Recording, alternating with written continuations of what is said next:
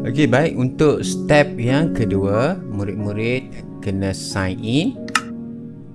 Okey, untuk sign in email ni, murid-murid boleh gunakan mTolak, atau kalau dah terhad, dah limit, boleh gunakan akaun yang cikgu bagi dalam grup nanti.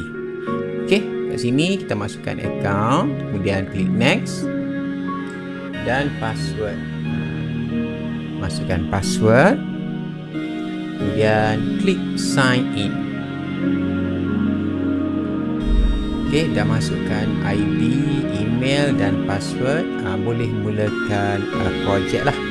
Okey, untuk mulakan projek, pergi bahagian play, kemudian masuk dalam my world.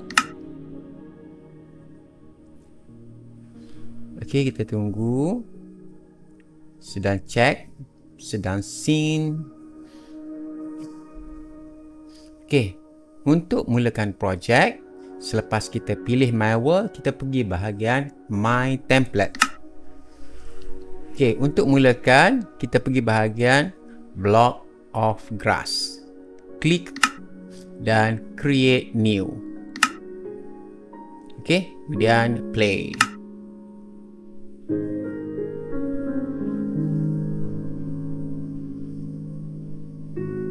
Okey, ini kita boleh mulakan membina projek kita lah.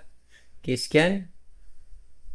Assalamualaikum warahmatullahi wabarakatuh.